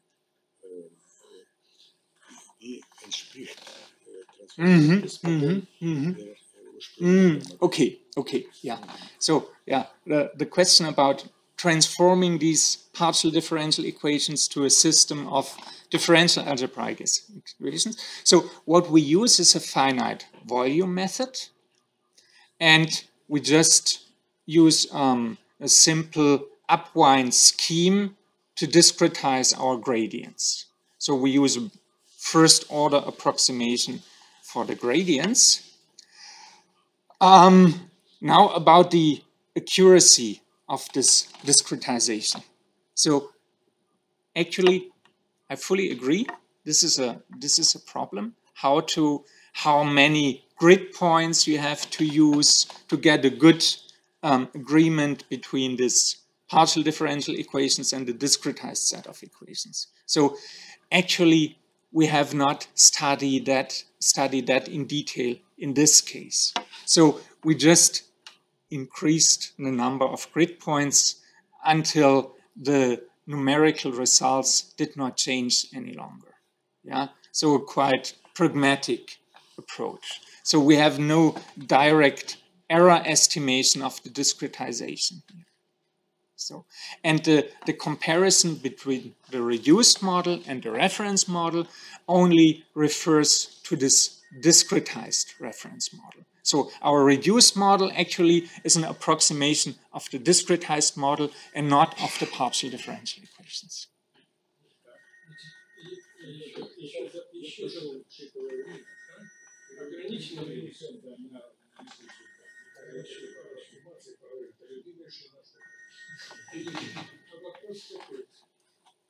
Здесь речь идет об эталонной модели. Как она используется в этом процессе? Для анализа или управления? Референс-модель – это эталон.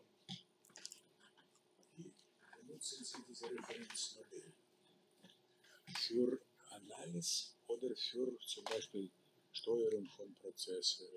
Yeah, yeah. So the use of our reference model is for optimization of the process and for design of controllers for the process. Yeah.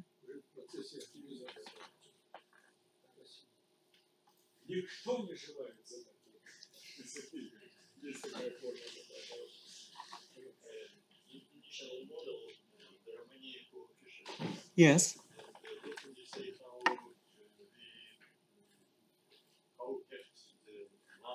Okay, okay. So, You must solve the inverse problem. okay. I see. No, we do. We can get most of the parameters from separate studies. So our partners do experiments and measure the kinetic data for the crystal growth and for the nucleation in different experiments. So they do not do that in this complicated process, but in simpler laboratory environment. And from that, they can estimate the kinetic parameters. Yes. When you talk about the reducing algorithm and the large order independent equations, what a large order independent equation system, I think have the big difference between the engine values of this algebraic reflection of the system. Order independent systems. Yeah. You must discretize, Mm-hmm. and you get linear algebraic system. And when we reduce this order system, you have the problem how to keep the properties, especially those that link with the big difference between engine values. Yeah. Nonlinear system, engine value problem. You must Okay. keep this properties of the system. So yeah. So actually there's one small misunderstanding. Also, our reduced model is still nonlinear. So the nonlinearities are preserved. So we do not do linear model reduction, but it's a nonlinear model reduction. But then you're right. I mean, it is really some problem that not all properties of the system, like stability, are preserved in this model reduction process. That's true. That's really a problem. And we try to cope with this problem by the error estimator. So we just use the error estimator to assess if our nonlinear model, or if our reduced model is still good enough. And then if the error estimator goes up, if it indicates a big error, then we know that something drastically changed, and then we have to recompute our reduced model. And when you talk about the accuracy of Mm-hmm. the model, what this estimation getting on the large period, or a long period in time, or in a short period also? It also works in, yeah. It is both. It works on a short time and a long time scale, but it refers to an output of the system. So we define one scalar output of the system. In our crystallization process, that might be the total mass of product crystals or something like that. And we control the error of this output quantity. How define the value of the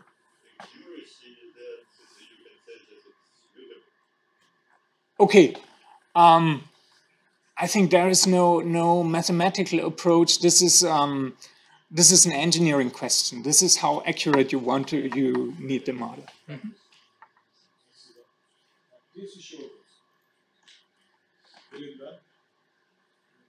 Ja, vielen Dank für die Frage.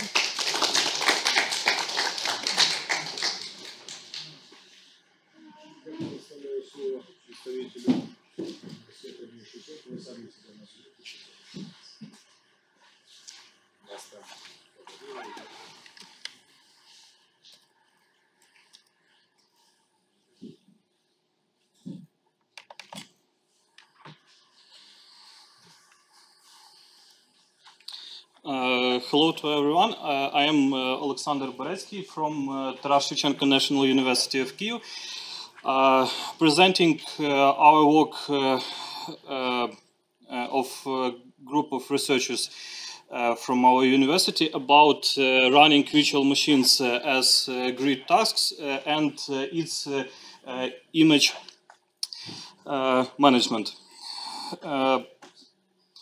Grid technologies are developing in Ukraine for about 10 years, and for that time there was built Ukrainian national grid infrastructure, which has a lot of research projects in very different fields of science. Also, our university actively works in Ukrainian national grid infrastructure and cooperates with other grid infrastructures such as UGI, or it take part in some research projects of CERN. At our university, presented quite a big number of central management services that allows to normally work for our infrastructure, and these services used in a big number of research projects in Ukraine. Our team works with different projects in Ukraine. One of them is a project called MedGrid. The main aim of these projects is to get as many information about health of people in country as we can. The existing stage of project is gathering information, diagnostic data from family doctors, storing that data in Ukrainian grid infrastructure, in storage infrastructure with distribution, and providing different services for doctors that will allow to make population research of that medicine data, and also we are working on development service of telemedicine consultations that will allow to use experience of different doctors all over the country. In this project, doctors use specialized application software, and key features of this software that it developed for Windows operation system. It requires graphical user interface, and doctors must to have interactive access to this software. For project MedGrid, we propose to run such software on top of grid resources. But using software that developed for Windows operating system is incompatible in regular grid task, because application software runs in environment of work node of cluster and in grid. There is operating system Linux, and we cannot run it without anything. So in previous work we propose to run application software inside virtual machine, and such virtual machine we propose to run as regular grid task inside work node that in a cluster that works in grid. This approach allows to run required application software in independent environment, independent from work node on in computing cluster. The proposed solution was implemented in a framework we called Rainbow. It consists from 3 parts that are installing in regular cluster.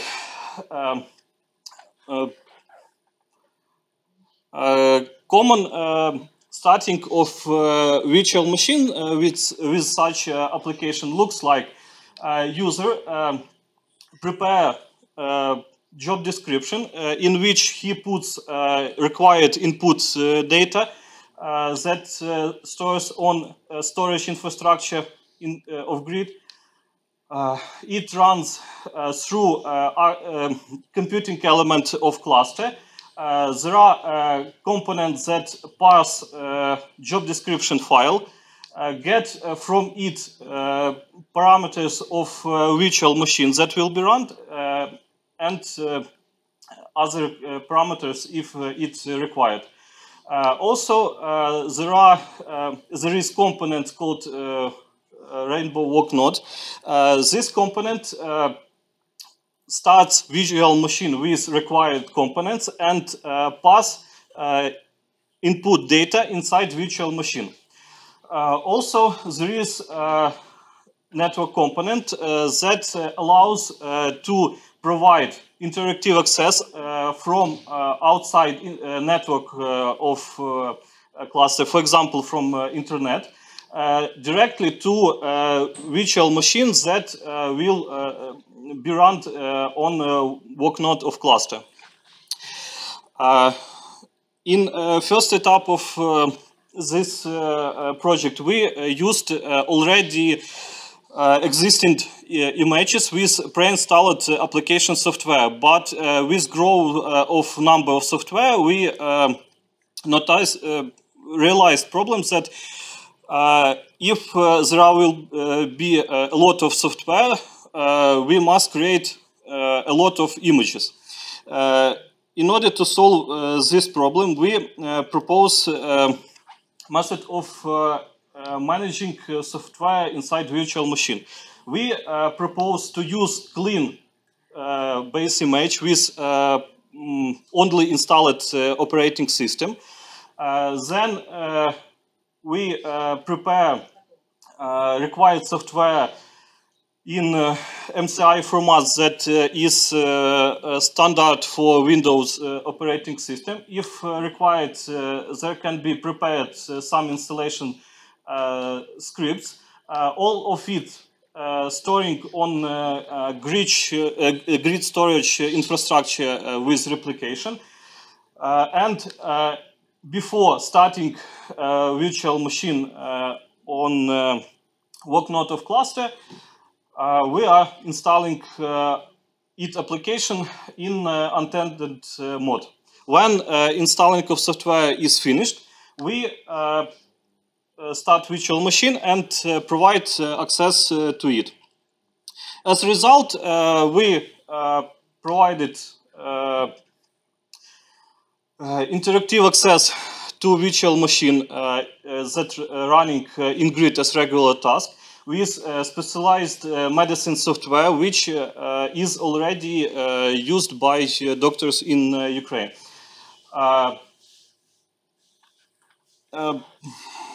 In this picture, there is DICOM image of brain, and also it can be cardiogram result, cardiogram research result, and doctor can watch on it, and using specialized medicine software can analyze it to find some disease or something else.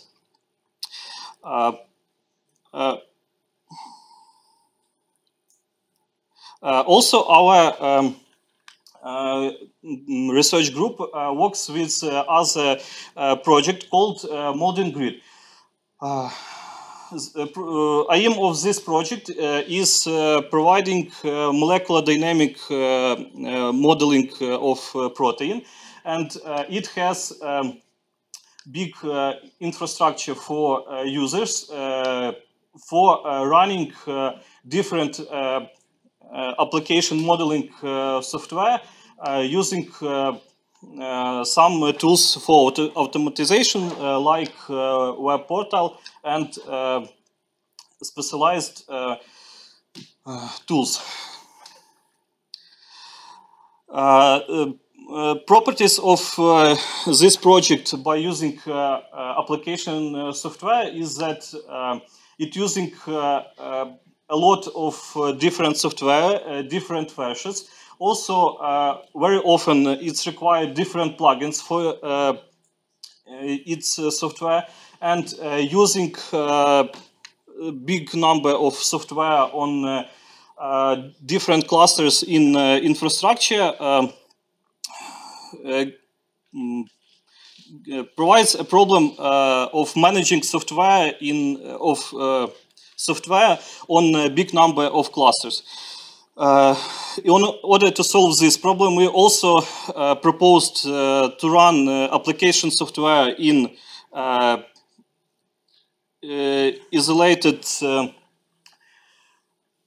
infrastructure, but we proposed to run application software not inside hardware accelerated virtual machine as it was in previous situation. We propose to use container-based virtualization using Docker system. Using such approach, we can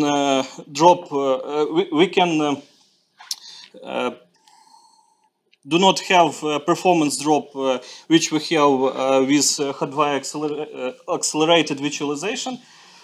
Also, we can use infrastructure of Docker, for example, such component as image registry of Docker. Such registry can be provided for virtual organization or for research project. And when users want to make some combination of software plugins or something else, they prepare needed image, upload it to Docker registry, and then when they want to run tasks, they ask required container image from registry, and before job start, it downloading from registry, and after it downloads, it can be run with all components needed. If there is problem of running Docker on cluster, we also propose using hardware accelerated virtual machines with Linux. In this way, we can use standard packet manager, but before it, we must pack software in RPM or DEP format for required operating system. But in this case, we will have about 3 to 5% of CPU performance drop. That's all. In conclusion, I can say that we propose two methods of installing application software in virtual machines that running operating system Windows and Linux.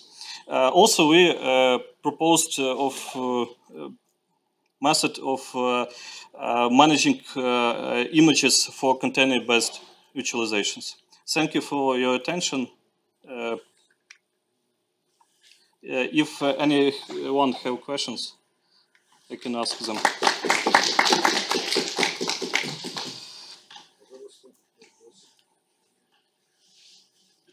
have a question. You use container in order to reduce the overhead. The question here, you use ARC as the middleware, right? Did you consider also other environments like OpenStack or Kubernetes as a baseline for your container management? One part of our work is in future build some converged infrastructures that will have cluster with grid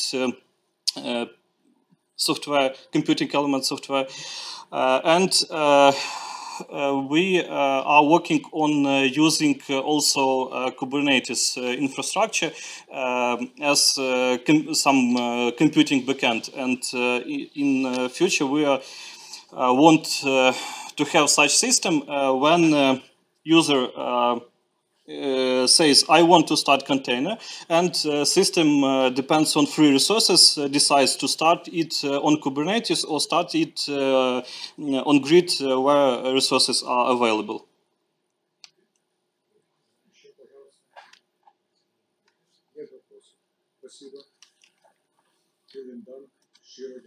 Дякую.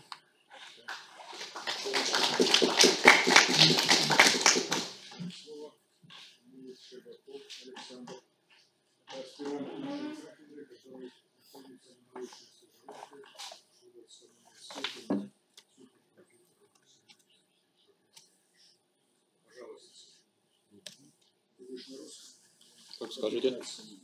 Ну, я скажу, давайте на русском языке. Немецкие коллеги знают это. Пожалуйста. Да, спасибо. Я хотел поблагодарить в первую очередь всех за возможность выступить. И так как времени перед обеденной паузой мало, главное правило не стоять между людьми.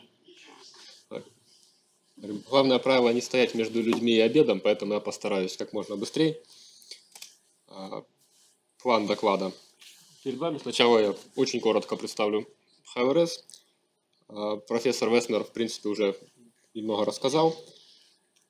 Также поговорим о тех вызовах, которые сейчас есть перед пользователями высокопроизводительных систем. И расскажу о проекте анализа больших данных в ХВРС и приведу один из примеров, над которым мы работали. Центр сверхвысокопроизводительных вычислений Штутгарта, HLRS, где я на текущий момент работаю, является членом Гаусского центра суперкомпьютинга. Сюда входят 3 крупнейших центра. Это HLRS, Юлих и Мюнхен. Наш кластер был в 2015 году в топ-10 в мире. На текущий момент, по-моему, в топ-20. Занимаемся мы как научными проектами, так и имеем контакты с индустрией. В принципе, с индустрией работает ХВВ компания, и СИКОС занимается обучением пользователей для работы в суперкомпьютинге. В том числе, да, мы предоставляем консультации, обучение И я думаю, много наших студентов также побывали на этих курсах. Ну и основные направления работы – это академия и индустрия. Две машины, которые основная машина – это Hazelhen, которая уже была представлена. Вот, в принципе, основные ее характеристики.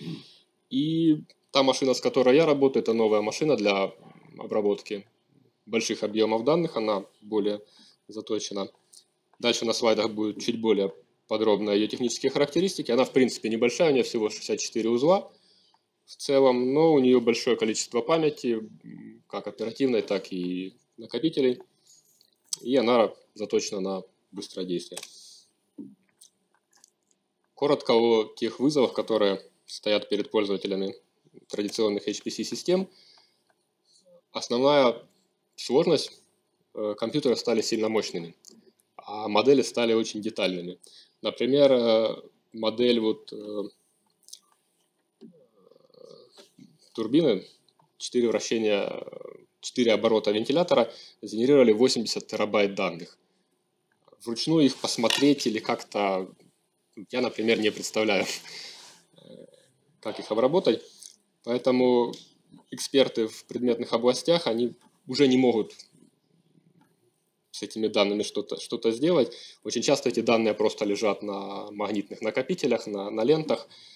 И вот одна из задач, которую мы хотим решить, это интегрировать анализ больших данных в HPC-систему, чтобы наши пользователи могли сразу же после того, как они получили эти данные, или даже в реальном времени, их обрабатывать и получать из них те инсайты, которых они, в принципе, могли не догадываться, то есть обнаруживать какие-то закономерности в этих объемах данных.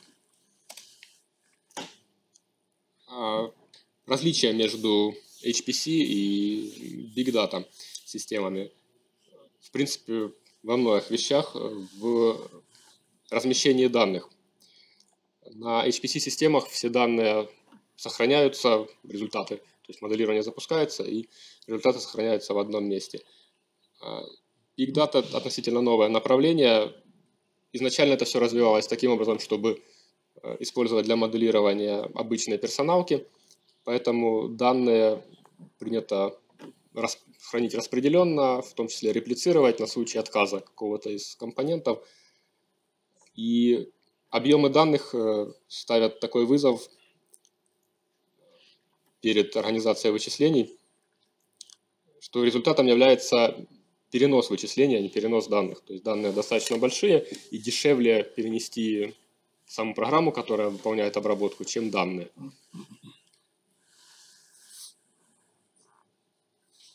Также динамика развития этого направления вызывает огромный зоопарк, имеет огромный зоопарк программного обеспечения, фреймворков. Один из примеров, который я видел недавно, кто-то из докладчиков показал свое резюме. Это был несколько абзацев, просто список технологий, которые он пишет в своем резюме, а дальше он пишет, что я спрашиваю у HR-ов, пожалуйста, выделите, что из этого является покемонами. То есть редко кто знает все технологии. Вот на слайде приведены слева HPC системы, справа Big Data, то, что характерно для Big Data. Отличия в языках программирования, во фреймворк, в менеджер ресурсов. Если традиционные Torque и Slurm для Big Data это менеджер очередей, то для HPC, для Big Data фреймворки работают с точностью да наоборот. Те, которые здесь представлены, тот же Mesos, он вместо того, чтобы организовывать очередь задач, он предлагает задачам ресурсы. Задача может либо принять эти ресурсы, либо отказаться. Очень непривычно.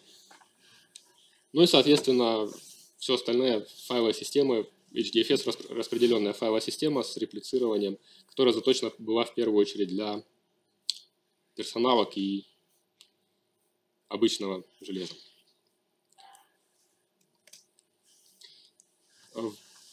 Проект, которым я занимаюсь, это аббревиатура проекта Catalyst, Data Analytics. Наша задача является как раз интеграция Big Data в HPC-среду.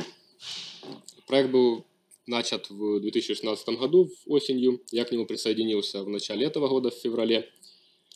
Проект Партнерами проекта являются Крей, который предоставили машину. Daimler, как заинтересованный партнер, финансируется этот проект землей Баден-Вюртембергом и, соответственно, в кооперации с партнерами. И мы нацелены в первую очередь на инженерные задачи и на интеграцию этой системы к существующему кластеру. Основным вызовом, с которым мы встретились, это поддержка работы с нескольких пользователей, то есть мульти-юзер, и безопасность. Дело в том, что по умолчанию все фреймворки, которые заточены на работу с большими данными, они были рассчитаны на одного пользователя. Они предусматривают работу в многопользовательской среде, но вот та машина, на которой мы сейчас работаем, она плохо заточена под работу в многопользовательском режиме. Вот, в принципе, сама машина, ее технические характеристики, она состоит из двух частей. Одна из задач, в принципе, является интеграция этих двух частей в единое целое.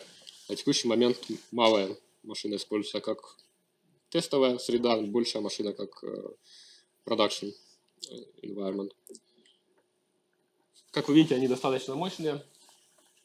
В общей сложности 64 узла, в каждом узле по 512 гигабайт оперативной памяти. Особенностью является наличие SSD-диска в каждой машине и доступ к файл-системе Lastre. Она имеет локальную файловую систему, небольшую, и, соответственно, весь стек из Big Data фреймворков.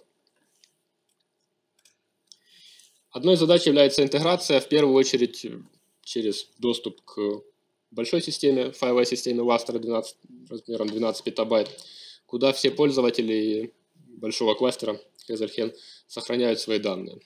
То есть идея, после того, как пользователь завершил моделирование, он может обработать эти данные на новой системе.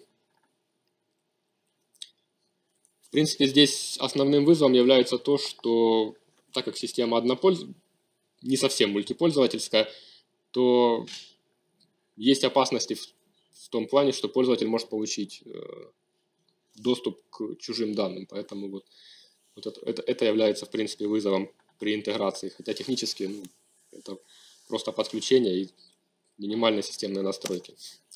Вот они, в принципе, еще раз все вызовы, о которых я говорил. Это мультипользовательское окружение. Также одной из особенностей является то, что каждый пользователь приходит со своими требованиями к программному обеспечению.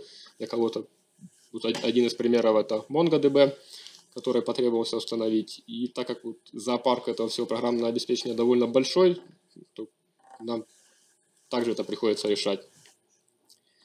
Одна из проблем, с которой мы столкнулись, это безопасность. В принципе, один из примеров была возможность пользователю становиться суперпользователем. То есть ее решили, так или иначе аудит мы постоянно проводим с этой машиной.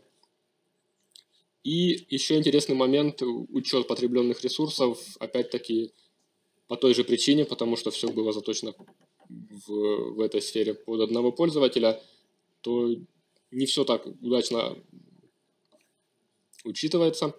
Один из фреймворков Marathon, который работает, он все потребленные ресурсы записывает на себя вне зависимости от того, какой пользователь их использовал. И последний пункт – это размещение машины в сети HLRS. Так машина размещается в той же сети, где и все проекты. Основным требованием к ней является повышенная безопасность для того, чтобы пользователи не могли получить доступ к данным другим пользователям, в том числе и к данным пользователей из индустрии, там, где есть коммерческая тайна. Я уже быстро перешел к следующему вопросу. Это анализ логов. Это одна из задач, которую мы уже решили. В качестве примера и в качестве бенчмарка мы ее использовали. Идея следующая. Мы имеем определенные лог-файлы с большой системой, где записывается, в принципе, все вплоть до потребления энергии конкретной задачей. И одна из проблем, которую мы хотим решить, это отслеживать те нерегулярное время исполнения задач, те отклонения от среднего, когда задача одна и та же модель, пользователь запускает ее несколько раз, но время исполнения варьируется очень сильно. Одной из причин такого поведения может быть ситуация, когда кто-то из соседей других задач как-то неправильно или неравномерно или неэффективно потребляет ресурсы. Например, очень много пишет на диск, и другие задачи просто не могут выполнить запись или как-то забивает сеть. И, соответственно, имеется задача отследить такое поведение. И руками это выполнить невозможно, потому что запускаются тысячи задач на тысячи ресурсов. Поэтому мы попробовали это выполнить при помощи подходов Big Data. Мы разделили задачи на жертв, время выполнения которых значительно варьировалось, и также те задачи, которые решили пометить как агрессоров, то есть те, которые потенциально могли повлиять на другие модели. И, соответственно, попытались понять, как их можно обнаружить. Понятное дело, что метод проб и ошибок здесь абсолютно невозможен, потому что очень много данных. Соответственно, если я не ошибаюсь, за пару недель мы взяли, нет, за 3 месяца для теста было взято лог всех запусков за 3 месяца. И попытались обнаружить при помощи Spark фреймворка жертвы и агрессоров. Данные были собраны с Hazelhen кластера за 3 месяца. Они включали в себя время начала выполнения, время завершения задачи, соответственно, потраченное время, команда, которая была запущена для того, чтобы идентифицировать, что это одна и та же задача, одна и та же модель с одними и теми же параметрами. И, соответственно, те узлы, на которых эта задача была запущена, для того, чтобы идентифицировать, какие задачи были запущены на том же узле, то есть которые могли бы повлиять на время выполнения. В первую очередь мы отобрали те задачи, которые выполнялись дольше хотя бы 1 минуты, потому что если время меньше 1 минуты, скорее всего, это была какая-то ошибка, и задача завершилась ошибочно до начала каких-либо вычислений. Затем мы посчитали среднее время выполнения задачи и, соответственно, отобрали только те задачи, время выполнения которых отличалось в несколько раз от среднего времени. И определили потенциальных агрессоров, время выполнения которых перекрывалось с жертвами и которые выполнялись при этом на тех же узлах, на которых выполнялись эти жертвы, как минимум на 20%, по-моему, на 20% этих узлов. 2 примера с цифрами. Один из них здесь нет количества обнаруженных агрессоров.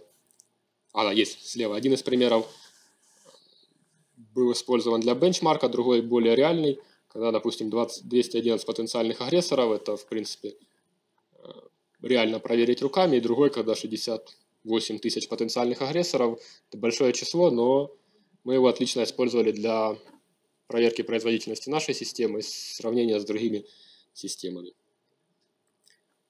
Ну, соответственно, обнаружение таких задач, которые влияют на другие, позволяют как-то дать какие-то рекомендации для пользователей и анализировать те проблемы, которые их могут вызывать. Следующий слайд – это сравнение производительности нашей машины и облачных ресурсов, потому что, в принципе, можно использовать тот же Amazon. Здесь на графике наша машина показана нижняя, это так, чем ниже, тем лучше. Понятное дело, что это не показывал, если бы результаты были плохими. Эта задача, она не совсем типична для Big Data, но тем не менее на Eureka GX машине она выполнилась в разы быстрее, чем на Амазоне. В плане стоимости Amazon это цены с учетом это цены за вычислительной мощности и за использование программного обеспечения без учета дисковых цен на Амазоне во Франкфурте. Цену на машину Юрика GX я сейчас не могу сказать, но по запросу, наверное, смогу найти. В любом случае, она будет намного ниже, чем на облачных ресурсах, и, соответственно, она работала несколько раз быстрее. Ну и на этом выводы, о чем я очень кратко рассказал. Мы занимаемся интеграцией Big Data в типичное HPC окружение. Прежде всего, основными вызовами для нас является безопасность и работа в мультипользовательском режиме. И мы сосредоточены на инженерных задачах, в первую очередь в академии и в том числе в индустрии. Открыты для сотрудничества, если у вас есть интересная задача с большим объемом данных или с потоковыми данными, мы в этом очень заинтересованы. Один из примеров, который я привел для удачного определения потенциальных проблемных задач на кластере с большим количеством одновременно выполняющихся задач моделирования. И следующие примеры будут в следующих слайдах. На этом у меня все. Спасибо.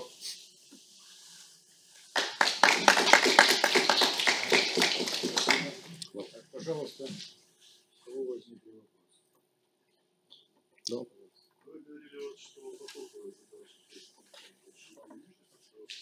я вот такой вопрос задал, трафик какой-то очень интенсивный, там надо искать по сигнатурам какие-то данные. Это может быть около бюджета, поиска интенсивного, сетевого трафика, шаблонов.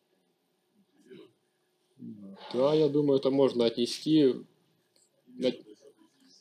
На текущий момент у нас пока не было примеров работы, еще не работали проект, вот только достаточно молодой.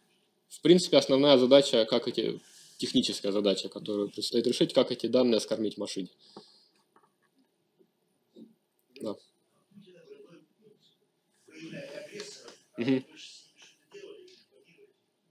Планируем. Скорее планируем. То есть, насколько я знаю, мой коллега этим занимается уже более детально.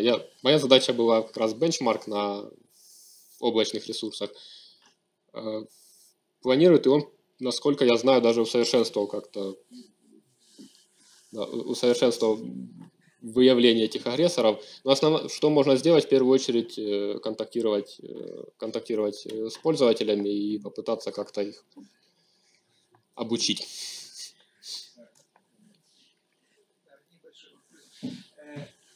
Вы используете, значит, анализ лога для выявления этих агрессоров. Да? Допустим, у вас есть трассировка программы. Могли бы вы, так сказать, свою технологию использовать для выявления, так сказать, именно узких мест в программе?